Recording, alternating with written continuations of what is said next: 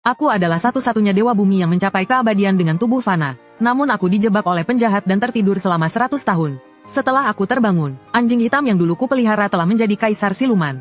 Wanita yang dulu menjadi sahabatku kini memiliki status yang luar biasa. Bahkan pelayan yang kutampung pun kini adalah permaisuri kerajaan. Karena meskipun aku yang mengejar keabadian memiliki umur tak terbatas, aku tetap tidak bisa berlatih kultivasi. Bahkan ketika tubuhku telah ditempa menjadi tak terkalahkan di dunia, hatiku tetap dipenuhi penyesalan. Demi mengejar kesempurnaan, aku memanggil 8 orang suci untuk melindungiku. Aku memutuskan untuk mengurung diri dan menembus batas. Namun, siapa sangka rencana yang begitu matang tetap mengalami kecelakaan. Seharusnya aku terbangun setelah 1000 tahun. Tapi aku tertidur hingga 100.000 tahun. Dan setelah aku terbangun, aku mendapati diriku berada di dalam formasi besar untuk merebut tubuhku. Menyadari hal ini, mataku menjadi dingin. Aku mulai berpikir siapa yang tidak ingin aku bangun kembali. Untungnya, setelah bangkit aku akhirnya memiliki kualifikasi untuk melatih jiwa primordial. Maka, aku segera turun gunung dan menemukan sebuah penginapan. Aku berencana memulihkan tubuhku dengan cepat, sambil mencari tahu keadaan dunia saat ini. Namun, setelah menyelidiki, mataku sedikit terkejut. Gadis kecil yang dulu, kini telah menjadi permaisuri yang menguasai dunia. Selain itu, hal yang lebih membuatku penasaran adalah, beberapa hari terakhir, ibu kota Kekaisaran Agung Xuan, melihat banyak pasukan elit meninggalkan istana dengan tergesa-gesa. Masalah ini melibatkan pasukan penjaga kerajaan. Pelayan penginapan itu terlihat gugup dan melirik sekeliling. Lalu dia mendekat dan menjelaskan dengan suara pelan. Sepertinya Kaisar sendiri memerintahkan untuk mencari seseorang. Ngomong-ngomong, apa pendapatmu tentang permaisuri saat ini? Jawaban itu tidak membuatku terkejut. Kebangkitanku pasti sudah diketahui oleh orang-orang yang dulu di sekitarku. Tampaknya pasukan elit ini sedang mencariku. Adapun gadis kecil itu, apakah dia memiliki niat lain? Saat ini belum bisa dipastikan. Lagi pula, hampir 100.000 tahun telah berlalu. Siapa yang bisa memastikan apakah hati manusia berubah atau tidak? Astaga, pelankan suaramu. Mendengar pertanyaanku, pelayan yang awalnya hendak pergi, tiba-tiba berlutut dengan panik. Dia menunduk hormat ke arah istana kerajaan di luar jendela. Lalu dia membungkuk hormat dengan hati-hati. Setelah itu, dia berdiri dan berkata dengan sangat hati-hati, "Tuan Chen, di sini ada telinga pasukan elit di mana-mana. Anda harus sangat berhati-hati dengan ucapan Anda. Jika orang lain mendengar Anda membicarakan yang mulia, masalah pasti tidak akan terhindarkan." Setelah berkata begitu, pelayan itu buru-buru pergi.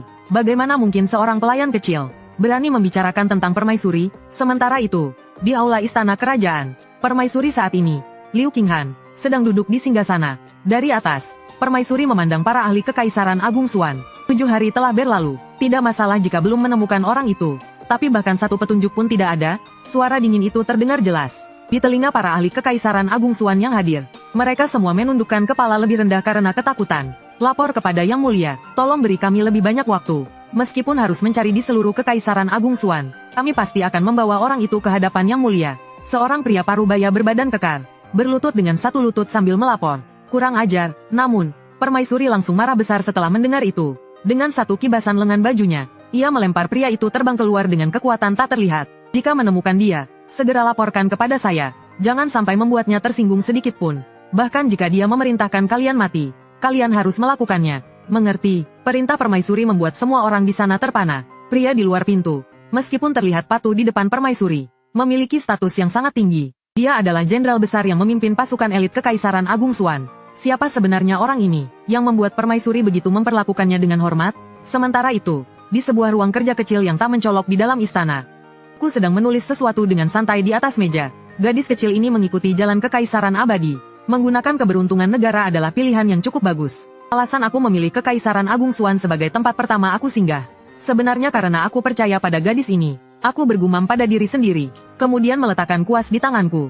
Di atas selembar kertas besar, hanya ada satu karakter. Suai, tampan. Aku sangat puas dengan tulisanku. Setelah hidup selama bertahun-tahun, meskipun aku tidak bisa melatih jiwa primordial, kenapa aku begitu berusaha keras untuk melatihnya? Bukankah karena kemampuan dan seni ilahi para kultivator jiwa primordial terlihat keren? Saat memikirkan bahwa sekarang aku bisa melatih jiwa primordial, aku tersenyum sedikit. Aku melepas segel kecil di pinggangku, dan dengan ringan mencapnya di atas kertas. 2 karakter Changseng, keabadian, muncul. Segel kecil yang tampak kuno ini adalah hasil dari aku menghabiskan sebagian besar sumber dayaku untuk membuatnya di masa lalu.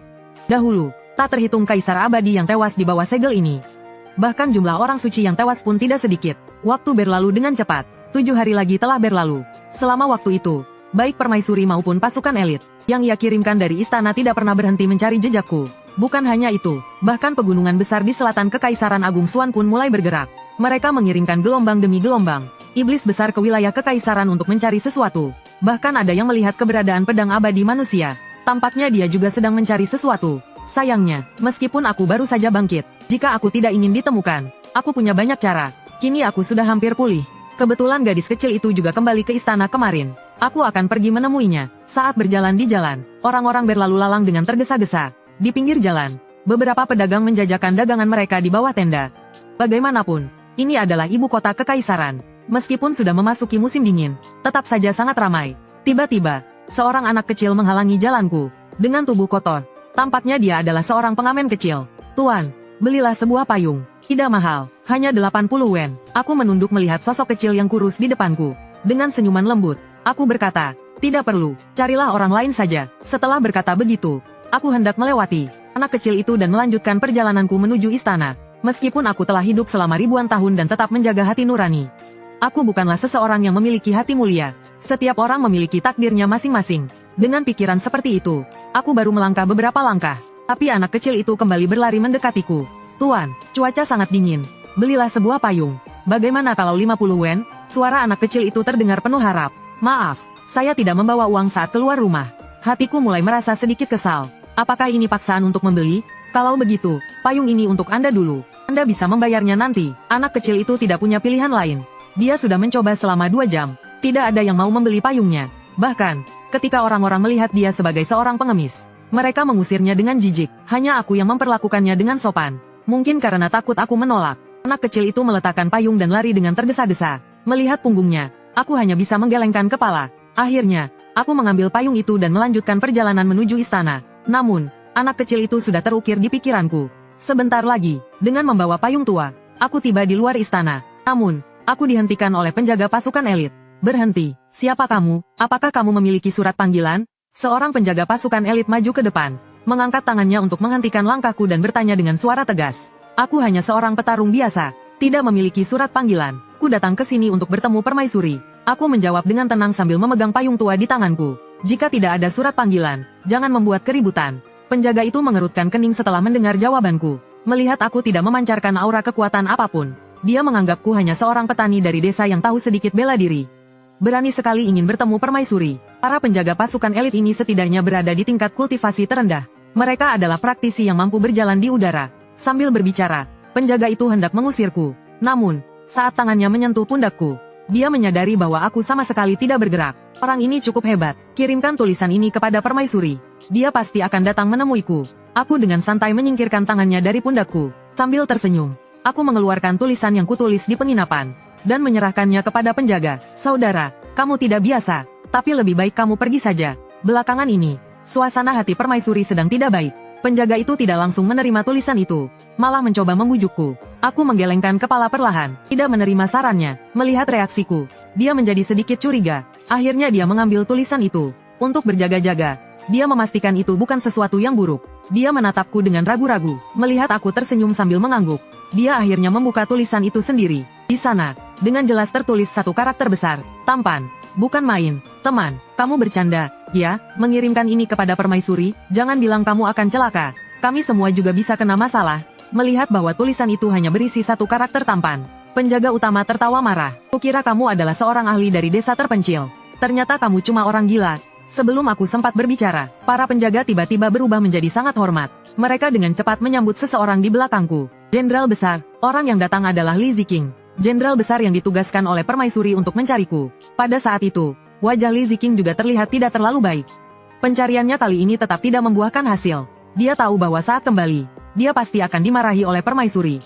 Mendengar laporan dari penjaga, Li Ziking langsung merampas tulisan itu dari tangan penjaga. Setelah melihat sekilas, dia juga mengerutkan kening. Satu kata, tampan, anak muda, kamu yakin tidak datang ke sini untuk mencari mati? Aku tersenyum sedikit. Jenderal, mengapa tidak mempersembahkan tulisan ini? Mungkin itu bisa mengurangi banyak masalahmu. Mendengar itu, Li Ziking tertawa kecil. Anak ini benar-benar berani. Dia bahkan datang ke istana untuk cari mati. Namun, setelah berpikir, dia menyadari bahwa dirinya sudah akan dihukum. Tidak ada lagi yang perlu ditakutkan. Jadi dia memutuskan untuk membawa tulisan itu ke dalam istana. Mungkin ini akan menjadi hiburan. Tak lama kemudian, di luar aula istana, Li Ziking berhenti 10 langkah dari aula dan berlutut sambil memberi hormat. Hamba telah mencari sejauh 10.000 mil di sekitar tempat terlarang. tetapi tidak menemukan orang yang Anda cari. Yang mulia, jika tidak ditemukan dalam 10.000 mil, maka cari sejauh 1 juta mil. Jika tidak terlihat dalam 1 juta mil, balikkan seluruh kekaisaran Agung Xuan.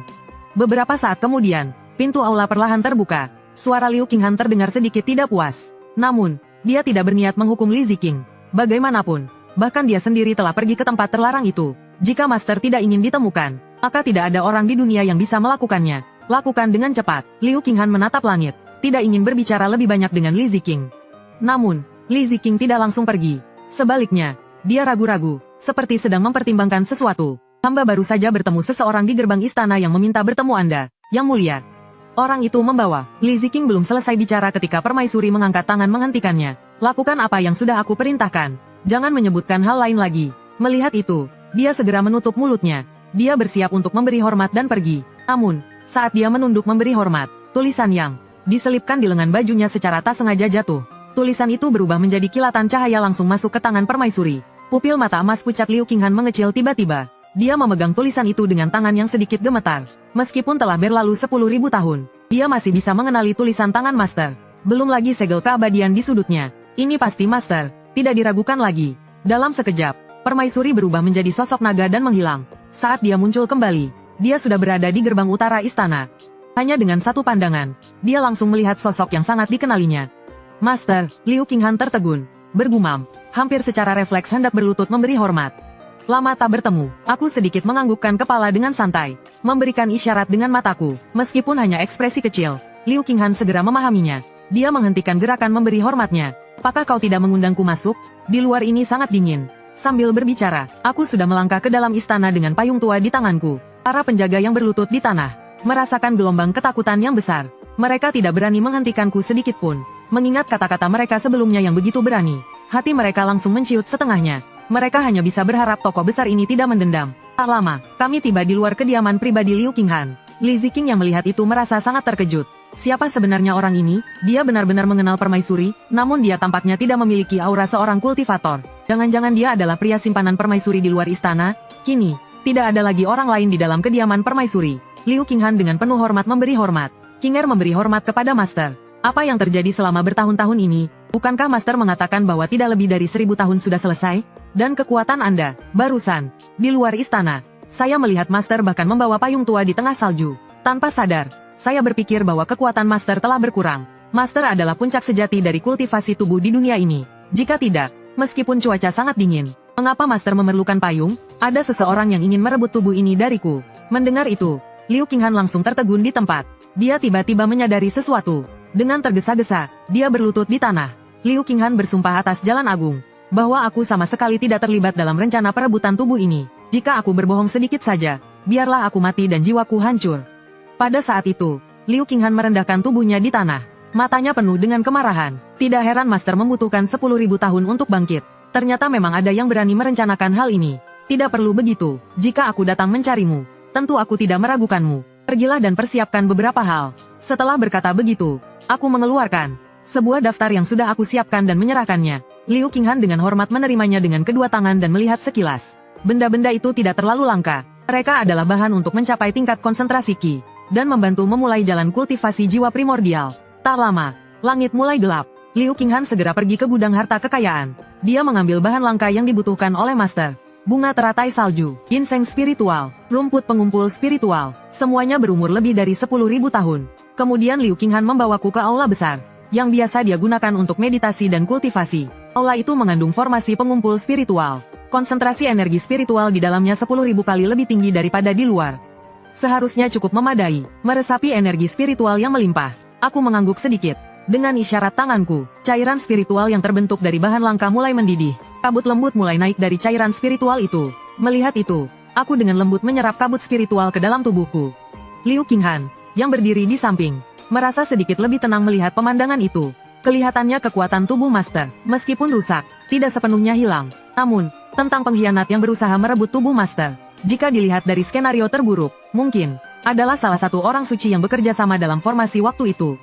Sebelum menemukan pelakunya, kita harus tetap waspada. Ketika Liu Qinghan memikirkan hal ini, dia tiba-tiba merasakan perasaan mengerikan yang tak terjelaskan. Perasaan bahaya ekstrim ini, belum pernah dia rasakan dalam 10.000 tahun terakhir. Aku, yang sedang duduk dengan tenang di atas tikar meditasi. Aku sedang dengan gila-gilaan menyerap energi spiritual di ruang meditasi ini. Yang benar-benar membuat Liu Qinghan merasa ketakutan adalah energi spiritual dalam tubuhnya sendiri, yang tanpa kendali mulai keluar dan terserap oleh Master. Saat dia menyadari hal ini, dia dengan sukarela mulai melepaskan energi spiritualnya agar Master bisa menyerapnya. Keluar, suara saya tiba-tiba terdengar. Liu Qinghan tentu tidak akan menentang perintah Master. Namun, saat dia keluar dari aula dan mendongak ke atas, di atas langit Kekaisaran Agung Xuan muncul sebuah pusaran energi spiritual yang sangat besar. Hampir seluruh energi spiritual Kekaisaran Agung Xuan terguncang. Celaka, mata Liu Qinghan menyipit. Jika begini, jejak Master akan sulit disembunyikan. Guntur mulai terdengar dari langit. Dalam sekejap, awan gelap menyelimuti ibu kota Kekaisaran Agung Xuan. Tekanan yang menyesakkan itu membuat seluruh makhluk di Kekaisaran Agung Xuan merasa sulit bernapas. Petir surgawi, bagaimana mungkin Master baru saja akan mencapai tahap konsentrasi Qi? Melihat awan petir di atas, aku mengangkat alis sedikit. Kamu mundur sedikit. Jika ada yang datang mencari aku di Kekaisaran Agung Xuan, tolak mereka.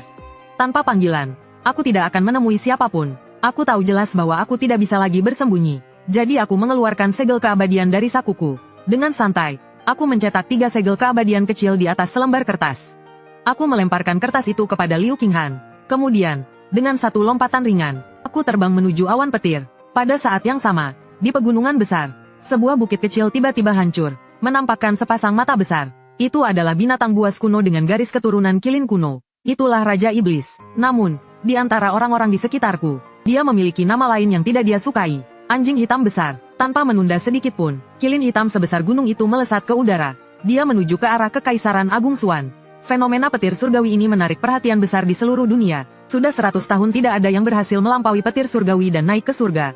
Banyak ahli tua yang berada di ambang keberhasilan sangat tertarik. Bagi mereka, menyaksikan petir surgawi adalah kesempatan yang sangat berharga. Ini benar-benar dapat disebut sebagai peluang besar. Pada saat ini, setidaknya ada puluhan sosok yang melaju dengan sangat cepat menuju perbatasan Kekaisaran Agung Xuan. Di atas tembok tinggi di luar ibu kota Kekaisaran Agung Xuan, Permaisuri Liu Qinghan dengan jelas memahami bahwa petir surgawi yang dipicu oleh Master akan menarik perhatian banyak kekuatan besar.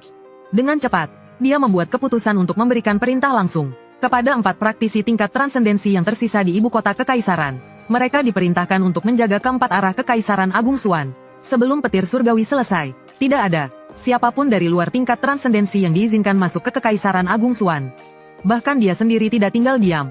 Praktisi tingkat transendensi biasa tidak membuatnya khawatir. Namun, anjing hitam besar dari pegunungan besar, dan Tuan Muda Pedang Abadi yang telah lama menghilang, pasti akan datang setelah merasakan perubahan di Kekaisaran Agung Xuan.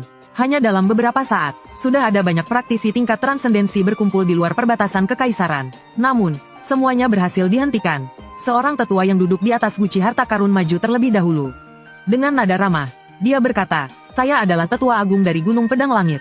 Anak muda, segera beri jalan." Meskipun sama-sama tingkat transendensi, mereka hanya satu langkah lagi dari melampaui petir surgawi dan naik ke surga. Mereka berbeda jauh dengan praktisi tingkat transendensi biasa di Kekaisaran Agung Xuan. Mereka sama sekali tidak sopan terhadap para penjaga tingkat transendensi dari Kekaisaran. Perintah dari Permaisuri, siapapun yang mencoba menerobos perbatasan Kekaisaran Agung Xuan hari ini, mati tanpa ampun. Jika Gunung Pedang Langit merasa sanggup menanggung akibatnya, silakan coba menerobos. Penjaga arah utara adalah Li Ziqing, kepala pasukan elit Kekaisaran. Saat ini, dia telah mencapai tingkat ke-6 transendensi. Menghadapi ancaman dari tetua agung Gunung Pedang Langit, dia langsung mengeluarkan senjata pusakanya. Mendengar kata-kata ini, para praktisi tingkat transendensi lainnya yang hadir berubah ekspresi. Kekuatan Permaisuri Kekaisaran Agung Xuan tidak diragukan lagi. Konon, Permaisuri sebenarnya sudah berada di atas tingkat keabadian. Namun, selama bertahun-tahun, dia tetap berada di dunia ini, menolak naik ke surga.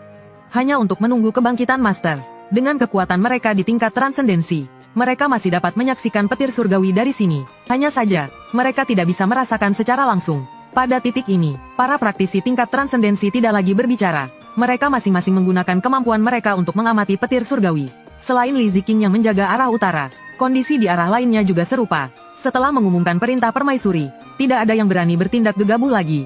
Namun, di arah selatan, komandan penjaga terlihat berkeringat dingin. Langkahkan satu kaki lagi, aku akan memakanmu, Raja Iblis Kilin, makhluk yang dianggap sebagai dewa oleh para iblis. Di pegunungan besar selama bertahun-tahun, hanya dengan sedikit melepaskan tekanannya, aura mengerikan itu membuat praktisi tingkat transendensi dari Kekaisaran Agung Xuan tak bisa bergerak. Rasanya seperti akan ditelan kapan saja. Saat ini, tuannya jelas ada di ibu kota Kekaisaran Agung Xuan.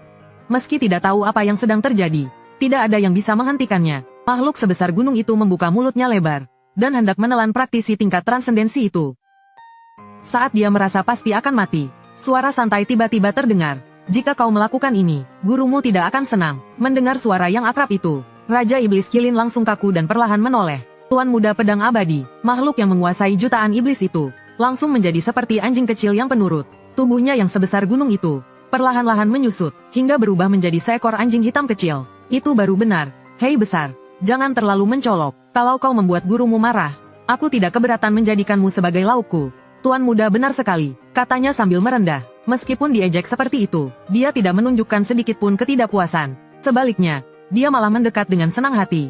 Pendekar Pedang Abadi, Sangguan Qianqiu. Di sisi lain, komandan tingkat transendensi, yang bertanggung jawab menjaga selatan Kekaisaran Agung Xuan. Bersyukur dia selamat dari kematian. Menurut rumor, ribuan tahun yang lalu, beberapa dewa turun ke dunia dengan cara khusus. Namun, mereka semua dibunuh dengan mudah oleh pendekar ini. Sejak itu, tidak ada yang berani menyebut dirinya pendekar pedang abadi kecuali dia. Jenderal Wang Liang, penjaga kiri Kekaisaran Agung Xuan.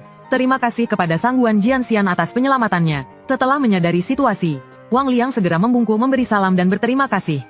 Sudahlah, ini semua hanya kesalahpahaman kecil. Sangguan Qianqiu melambaikan tangannya dengan santai.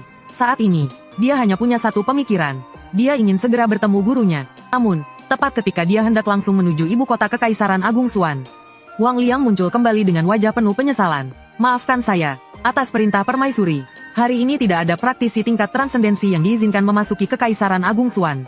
Mohon Sangguan Jianxian untuk menunggu di sini. Tuan Muda, lihatlah, bahkan mereka tidak menghargai niat baik kita. Hei besar tidak bisa menahan diri untuk berkomentar. Tidak masalah, jika King Jie menyalahkanmu nanti, kau cukup katakan bahwa kau tidak bisa menghentikan Jianxian ini. Dia tidak akan mempermasalahkanmu. Sangguan Qianqiu tidak mempermasalahkan itu dan langsung memanggil pedang terbangnya untuk pergi. Tiba-tiba, semburat aura berbentuk naga datang dari arah ibu kota Kekaisaran. Aura itu membawa selembar kertas biasa yang tampak sangat sederhana. Hanya dengan sekali lihat, baik Sangguan Qianqiu maupun Hei besar, langsung mengenali pemilik aura tersebut. Sangguan Qianqiu hanya perlu melihatnya sekilas sebelum mengerutkan alis. Baiklah, kalau begitu, hari ini aku tidak akan pergi ke Kekaisaran Agung Xuan. Melihat segel keabadian itu, dia langsung menyadari bahwa ini adalah keinginan gurunya. Di sisi lain, petir surgawi, selama ini tidak pernah menjatuhkan kilatnya. Fenomena aneh ini membuat para praktisi tingkat transendensi, yang datang untuk mengamati semakin bingung. Selain itu, awan petir semakin mengecil. Jika saya tidak salah lihat, dia sedang menyerap petir surgawi, bukan?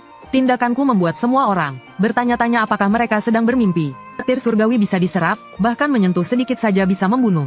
Kalau tidak, mereka tidak akan menunda-nunda untuk melaluinya.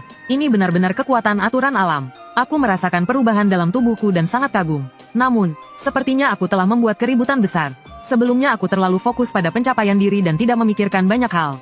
Aku awalnya ingin menyembunyikan diri untuk menyelidiki dengan hati-hati. Siapa sangka, hanya dengan mencapai tingkat konsentrasi Qi, aku sudah menyebabkan kekacauan besar. Aku menggelengkan kepala tanpa daya, lalu kembali ke istana Kekaisaran Agung Xuan. Setelah itu, aku meninggalkan daftar bahan langka di atas meja. Aku memerintahkan Liu Qinghan untuk segera mengumpulkannya sebelum pergi. Siapa yang mencoba merencanakan dan ingin merebut tubuhku masih belum diketahui. Yang terbaik adalah meningkatkan kekuatan secepatnya. Setelah keluar dari halaman istana, aku perlahan menutup mataku. Aku segera merasakan banyak sekali aura. Hanya dalam sekejap, aku telah menemukan lokasi orang yang kucari. Pada saat yang sama, di depan Ren Sintang. Uang ini cukup, kan? Kalau kurang, aku pasti akan membayarnya nanti. Tolong selamatkan ibuku, seorang anak kecil yang kurus. Menggunakan tangan merah beku untuk memberikan semua uang yang dimilikinya kepada pelayan di depannya. Dia sangat takut ditolak. Ibumu sudah berada di ambang kematian. Aku rasa lebih baik kau membeli pakaian tebal untuk menghangatkan diri. Pelayan itu menatap anak kecil itu dengan ekspresi tidak berdaya dan menggelengkan kepalanya. Beberapa waktu lalu, karena rasa kasihan, seorang tabib dari aula ini memeriksa kondisi ibunya. Tidak ada yang bisa dilakukan lagi. Bahkan dengan obat-obatan, dia hanya bisa bertahan beberapa saat lagi. Aku tidak kedinginan, jawab Yaya. Kakak besar, apakah uang ini cukup? Ibuku semakin jarang bangun dalam 2 hari terakhir. Yaya harus cepat kembali. Anak kecil itu sama sekali tidak mendengar nasihat pelayan itu.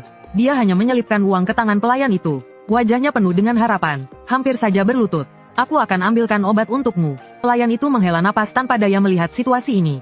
Beberapa saat kemudian, dia meminta tabib meracik obat. Setelah beberapa pertimbangan, dia memutuskan tidak mengambil uang dari anak itu. Dan mengatakan bahwa biaya itu akan dipotong dari gajinya sendiri. Anak itu menerima obat dengan ucapan terima kasih. lalu segera berlari pergi tanpa menoleh.